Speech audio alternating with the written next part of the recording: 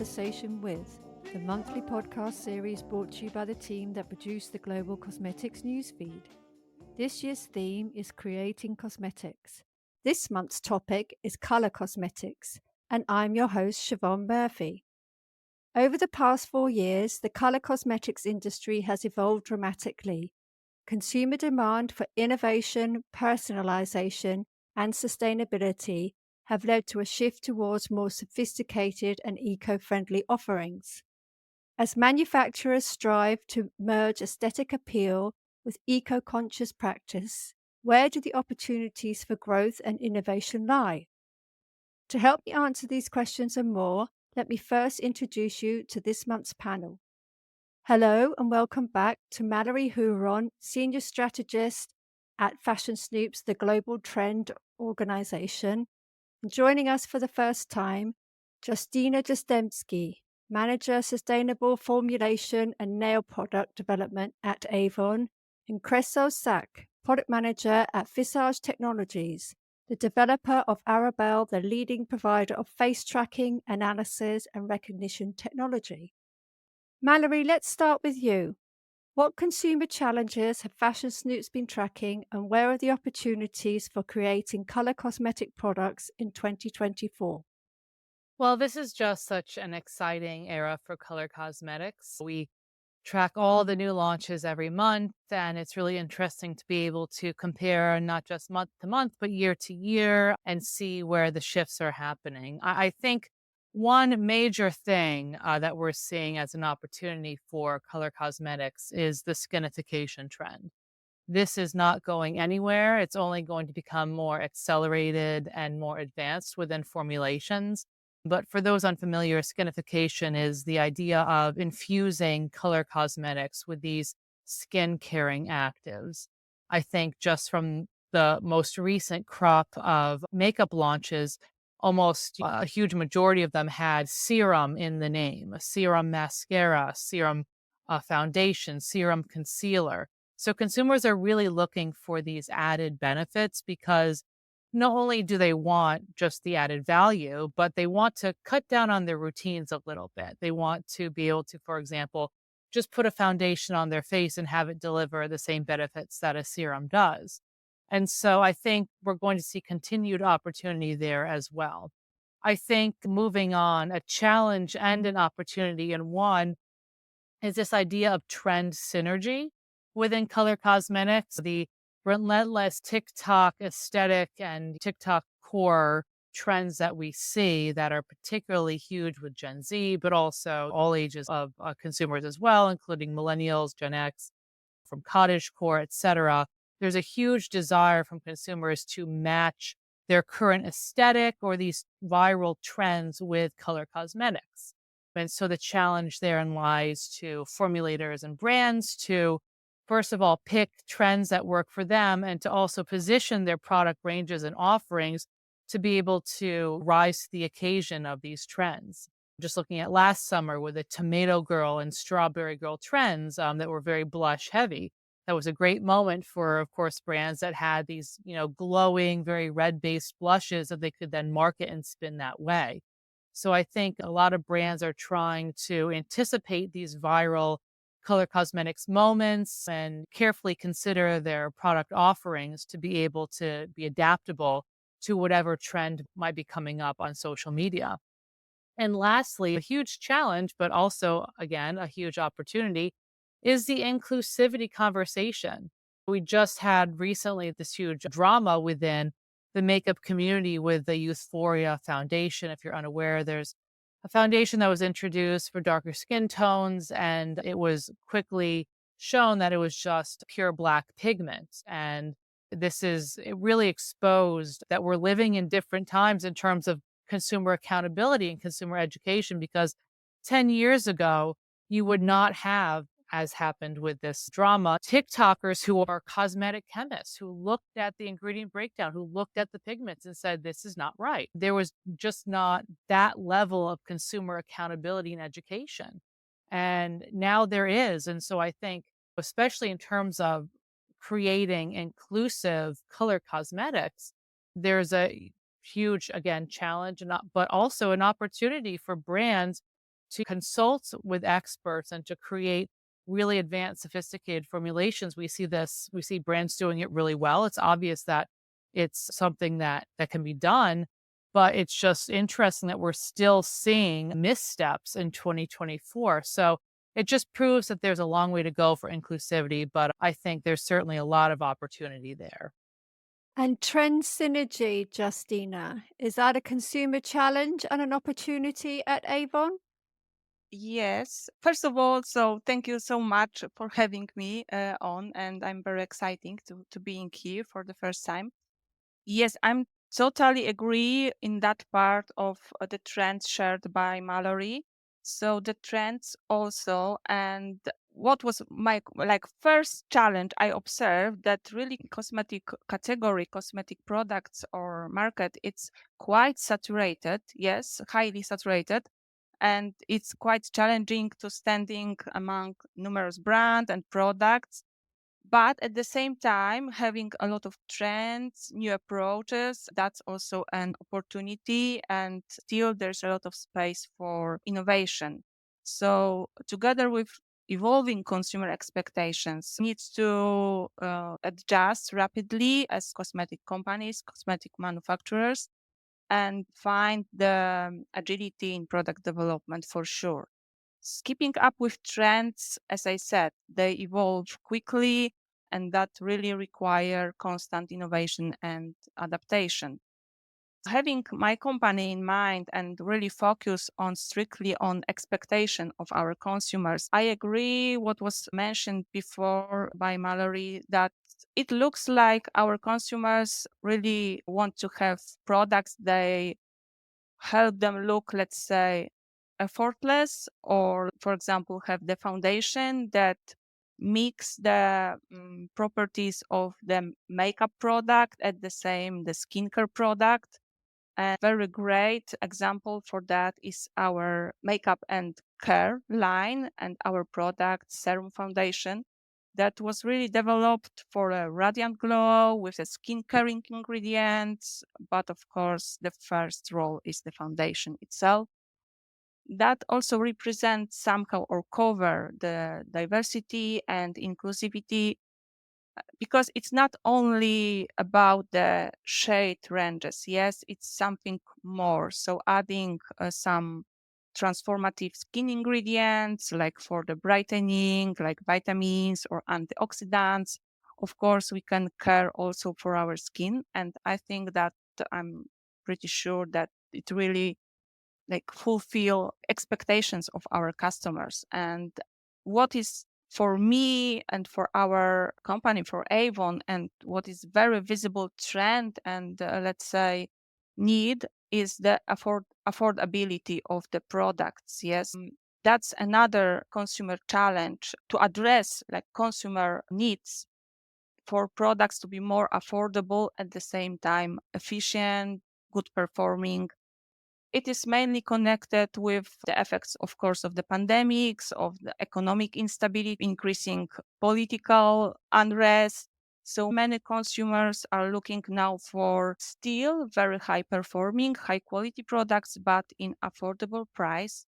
So at Avon, we really use our world-class innovation capabilities to develop award-winning, confidence-boosting products, but at the same time ensure that this is a beauty and accessible and affordable for all. That's very important for us.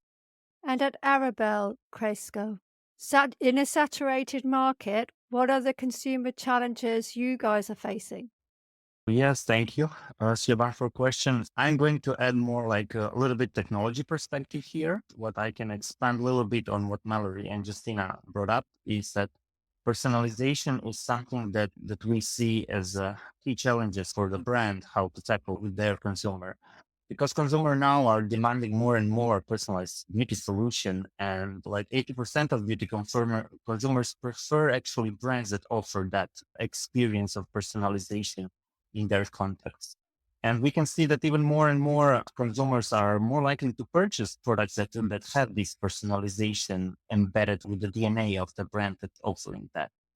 And even more, like they're likely to repurchase when something is like connected to their shade or to their preference, what they've been looking for previously in the color cosmetics or market. There is also this like challenge, and on the other hand, it's also an opportunity where I see that Gen Z, who are driving this social media communication and using the content, is that they want to use some kind of personalization in terms of the rather different filters and applying color cosmetics on their face. And this is where we step in, where we see that AR for shopping and augmenting the color cosmetics on the face are almost 88% of them are using it for makeup try-on. So we can see that this is something that won't distinguish very easily, and it will be even more driven with brands going in D2C direction in terms of the rising e-commerce. For sure intensify this move for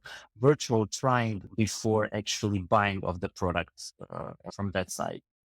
And expanding on this, inclusivity matters. What we also see that finding a perfect shade remains like a significant issue, where 70% of consumers actually have this difficulty in finding the right foundation shade for their face. And this is where different application of AI and AI tools can step in and somehow also together with this skinification trend that Mallory mentioned and Justyna as well, can be more provided and more accurate based on the skin condition that the consumer has. So yeah, this would be very much in short. So, Mallory, what are the technical challenges have Fashion Snoops been tracking, and where are the opportunities for creating color cosmetic products? I think the technical challenge is that there is such a consumer demand for a product to be everything all at once. Again, there's a desire for a serum-like skinification product that is also high performing and long wearing, multifunctional, easy to remove, sensorial feel. It's really tough formulating because the consumer demand is for a product that ticks all the boxes. And so how on earth do you formulate an eyeshadow or a blush or a foundation for the consumer who wants everything? I think certainly aligning with a specific product need is a strong way to start. It's also a challenge to create products that are adaptable to a wide range of consumer habits. We see new products be launched all the time, and then on social media you see them not well received because they're often is the case, they're being applied in a way that is not how the product is meant to be used.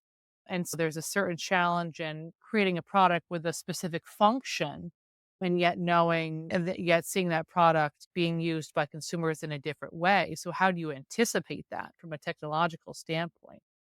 I think certainly formulation, sensorial feel is still going to be a big challenge in terms of creating tactile formulations that have that element of play. But again, at the end of the day, the bottom line with consumers, and as was just mentioned, affordability and value is huge right now. And so the formulation has to deliver that. It has to deliver that performance and has to do what it says on the box.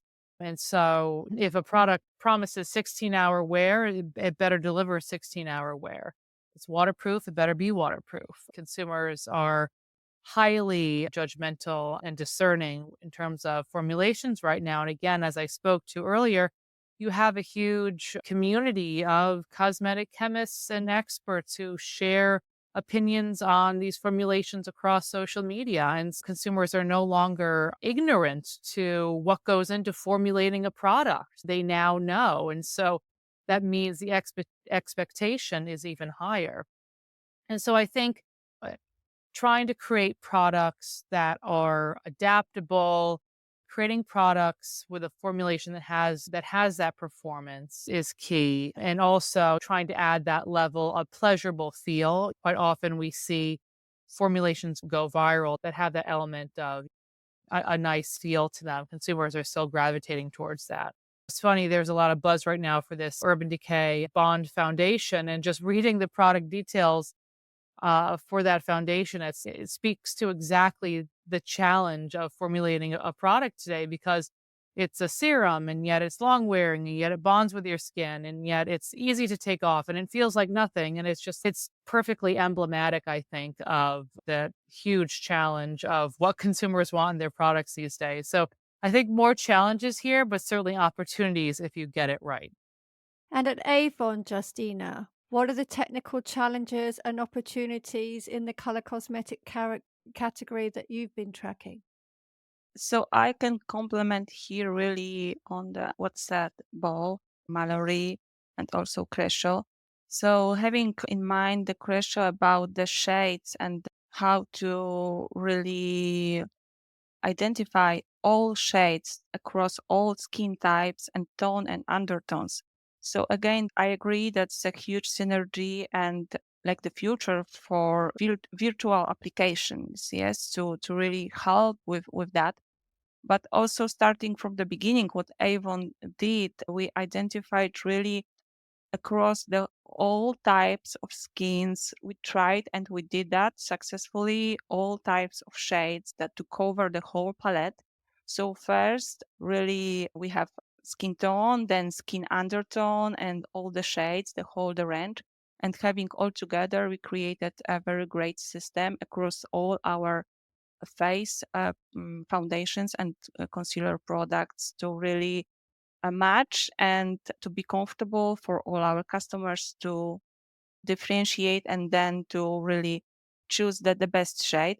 Of course, I agree that then supplementing with some virtual apps can really help to identify. But again, that can be also challenging because how many shades we can mix, we can have. Yes, they for sure must be identified to be then developed and produced. So that's the first one.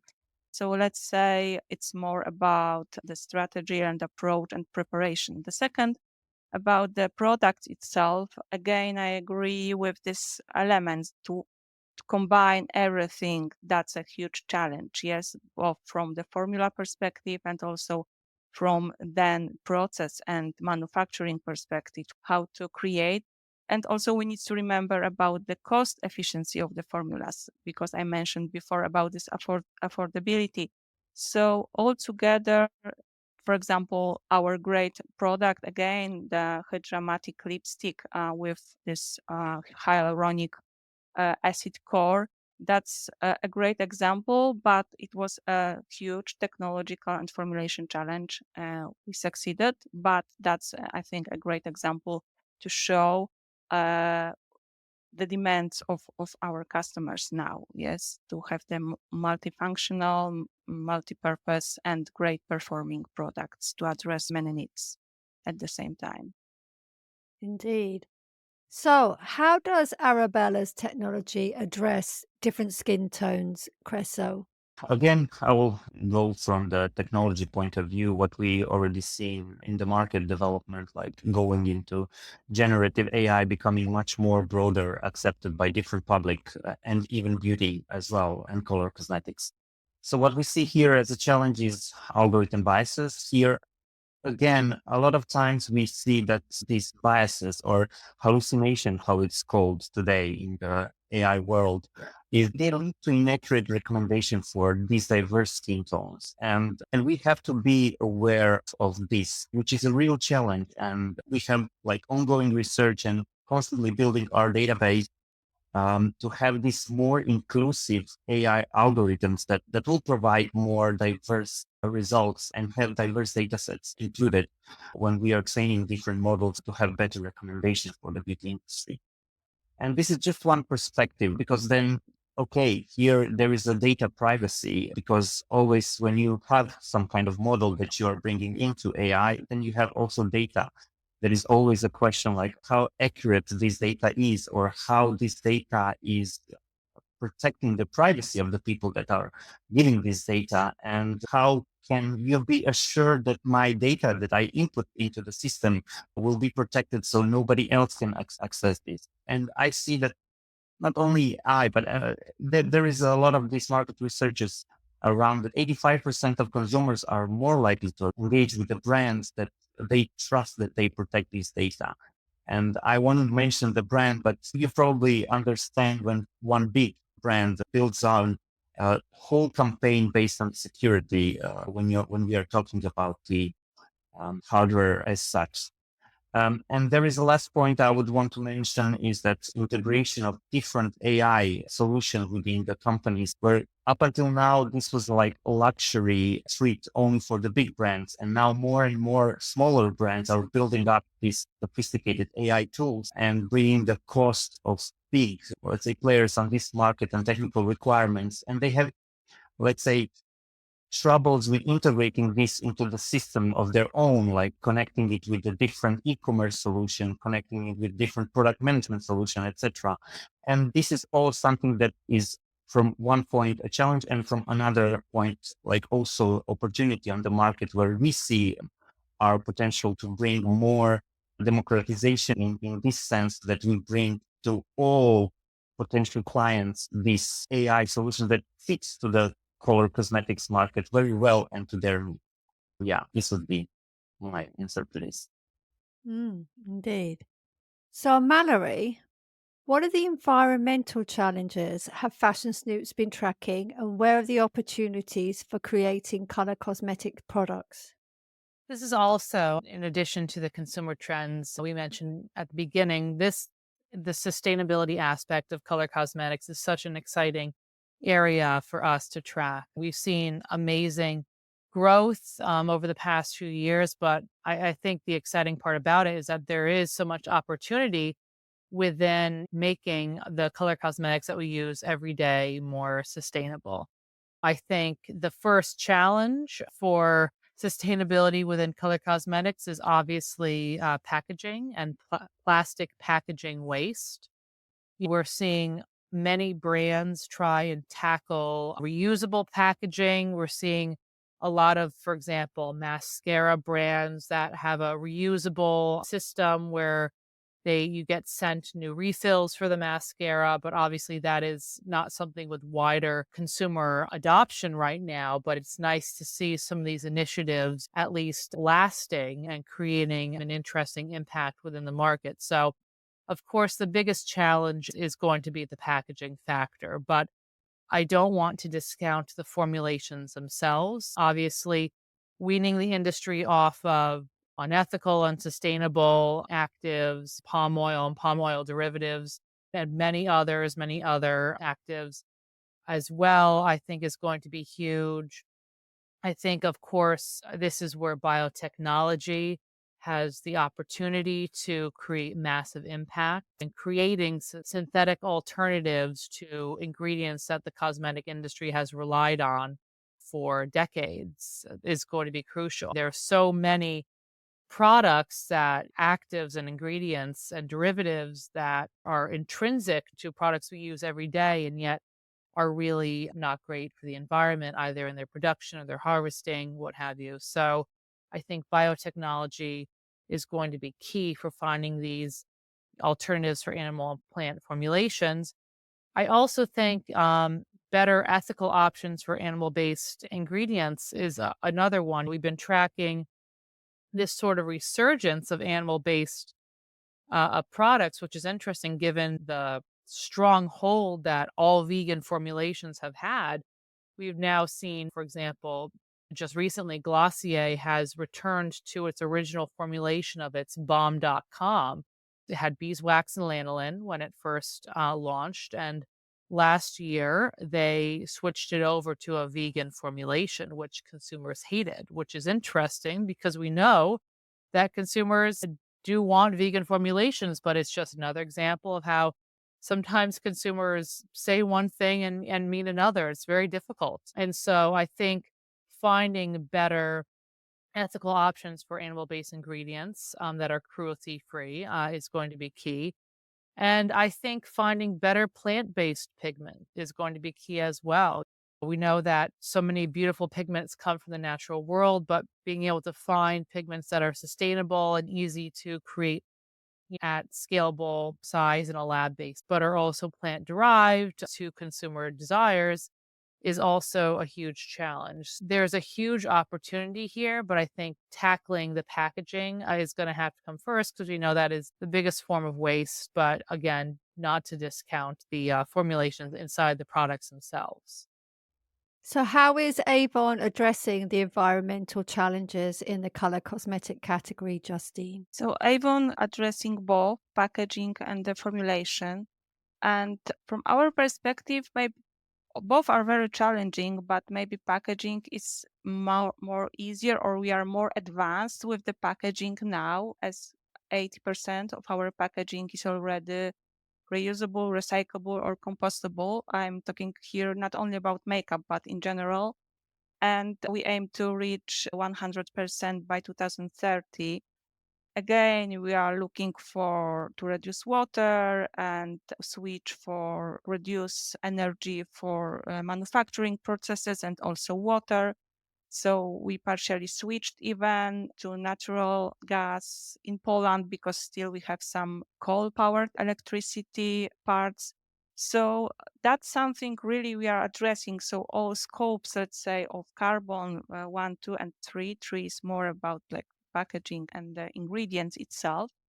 And of course, we are looking for more sustainable solutions, like also some paper elements, maybe glass also. That's something we are really addressing very well here. And regarding the formula, I think that, to be very honest, makeup category is the most challenging one from all categories we have. It is because it is very much about also the performance of the products, and the ingredients that are like heavy, like carbon intensive, for example, or they are not biodegradable. They are responsible for that properties like long lasting or effect or water resistance or waterproof claims. So in many products like lipsticks, foundations, also somehow also related to regulatory driven changes or ingredients. I'm thinking here about silicones. That's really huge challenge, but of course we continue to address all these offenders. We are tracking critical materials, and now around, I think, 92% of our palm oil is certified and is, of course, tracking in a traceability program, and is a part of, as I said, critical materials together with MICA. It's more about human rights also that we are tracking. So we are monitoring both, like people, really focusing on people and on the planet also. And of course, what really would like to focus on, and really for makeup, what is very important, of course, all products, but lipsticks are something that we are really want to focus on and address some ingredients that are like have an impact on climate change, land occupation. We're happy that now there are available some tools like life cycle assessment tools that where we can observe which ingredients are the main offenders, what we should address first. So that very helpful, and having more and more data also from our suppliers of raw ingredients working together, we can really address more and more sustainability.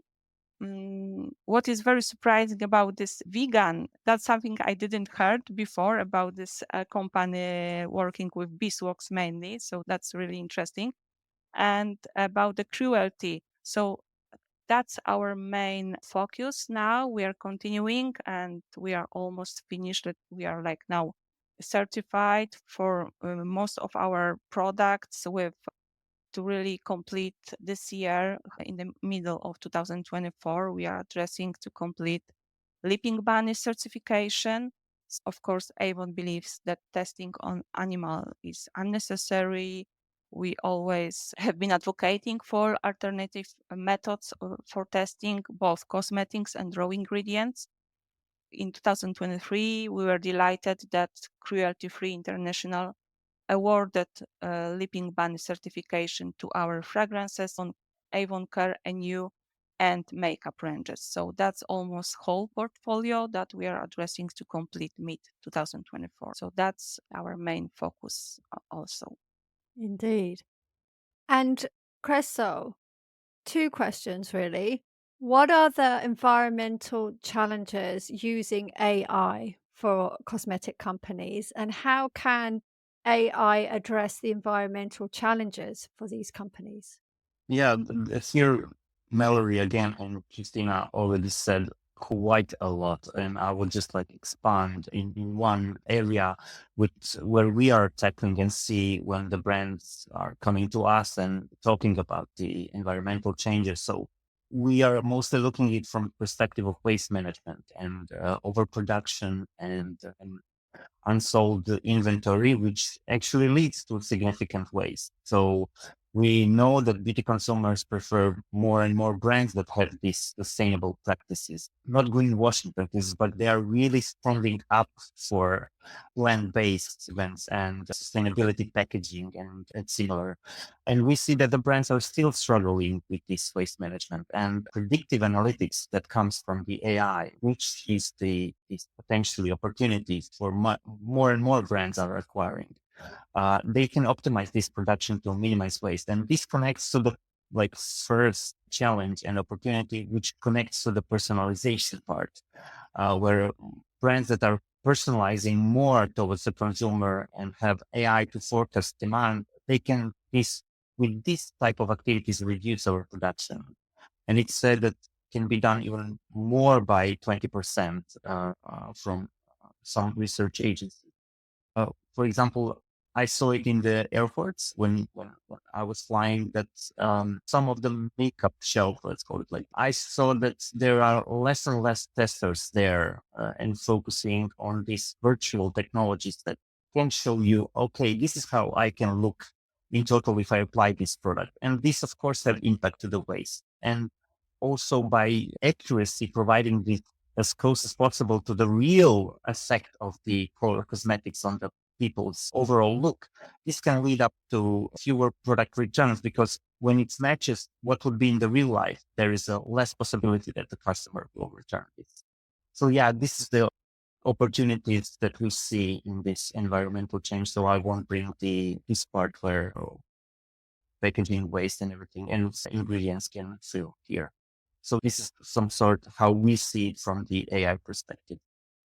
And thinking about waste management, Mallory, what regulatory challenges have Fashion Snoops been tracking, and where are the opportunities for creating color cosmetic products?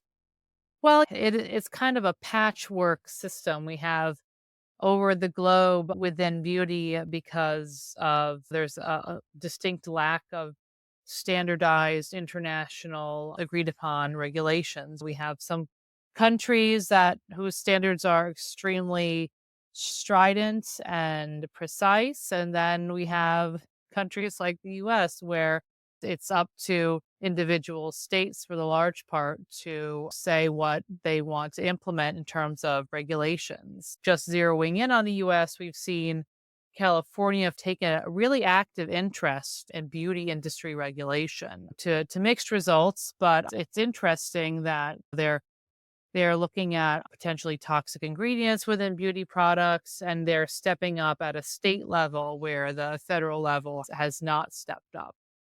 So I think certainly there needs to be regulation that forces change within the industry, not just for ingredients that are potentially unsafe for consumers, but I think this really ties back into the environmental challenges in terms of regulating what ingredients cannot be used anymore. I think we're at a turning point or a crossroads in the road, so to speak, for beauty where I think there has to be some harsh regulation in order to enact change. And I think that will happen, but I think certainly there are some good actors within the Global Beauty Oversight Committee that can help make that happen. It's tough because you don't want to punish brands who are behaving in good faith and who may be using an outdated ingredient, but they're trying in other ways. So you don't want regulations to feel punitive or to punish good faith actors. But I think speaking to the oversaturation of the beauty space at the moment, especially within the fast fashion version of beauty brands that we're seeing, the high level of waste and overproduction of beauty products, I think regulation could help intervene with some of that and create some guardrails at least so that we're not, from an environmental standpoint, absolutely filling global landfills with half-used beauty products. So I think it's tricky because there's a distinct lack of unification from a global perspective. So I think there just needs to be massive, wide sweeping change.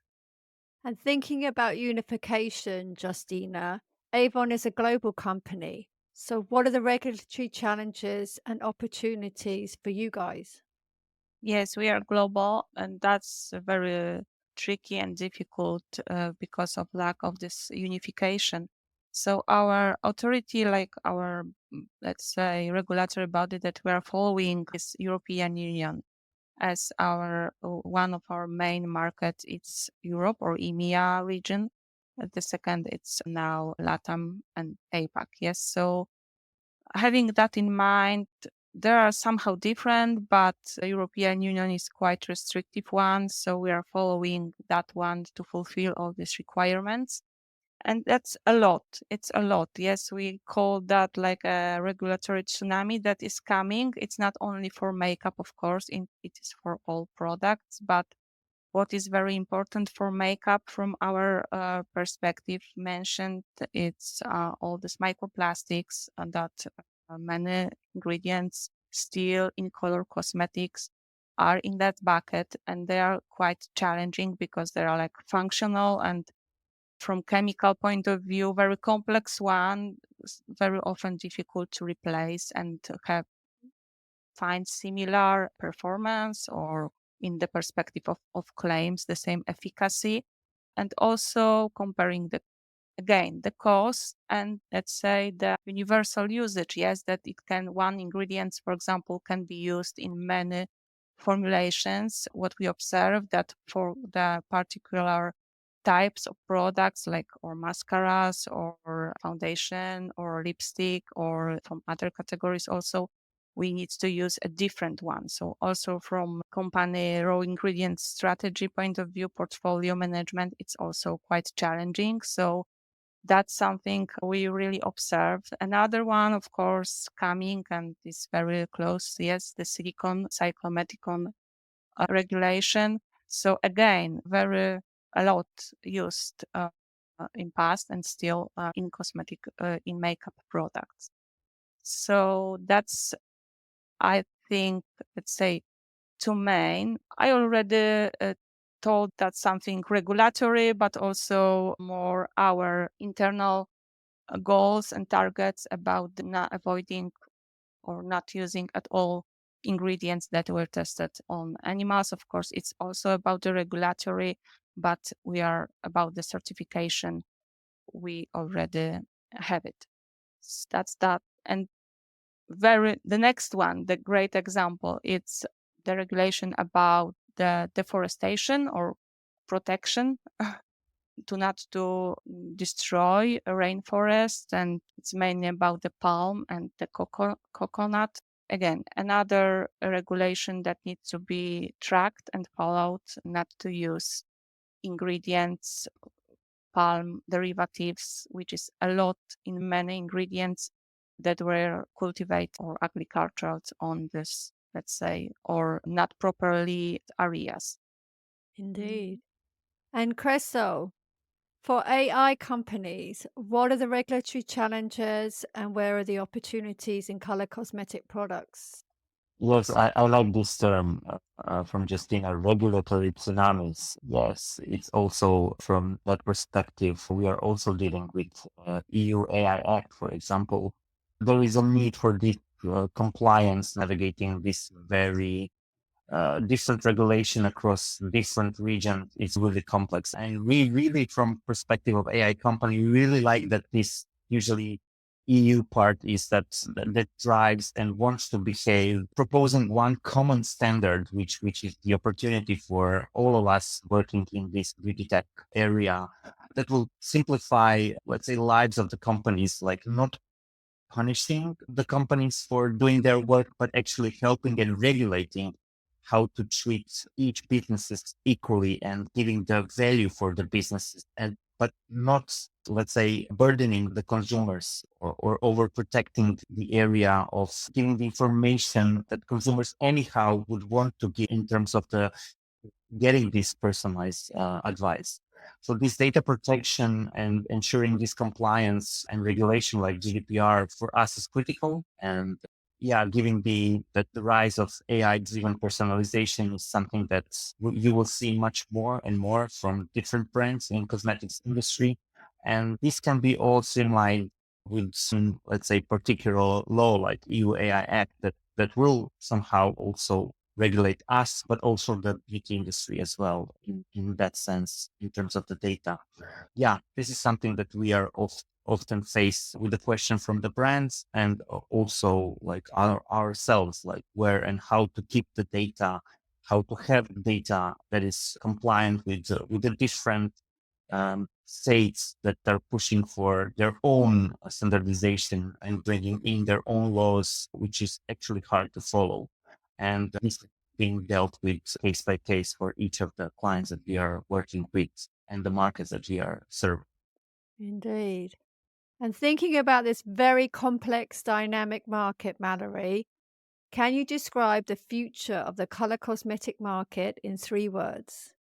I think the 3 words I choose would be skinified, sustainable, and diverse. Skinified because I think we're going to continue to see this move towards hybrid products that eventually will no longer be able to be classified as either color cosmetics or they'll just be true hybrids. I think sustainable because that is, I think, the biggest aspect of creating a viable industry going forward, and diverse again, lots as has been discussed, there's lots of opportunity to create a more inclusive market for all consumers. So I think that's where I would like to see. And for you, Justyna, describe the future of the color cosmetics market in 3 words. For me, it would be fair, still affordable. Yes, that would be that word, because in today's difficult economic and go times with really inflation, we can observe some changes in shopping habits, especially after the pandemics. Maybe we buy less in a different way, we save some money, or we are afraid to spend more money. So, more and more customers are looking for high quality, well performing products, but with a good price at the same time.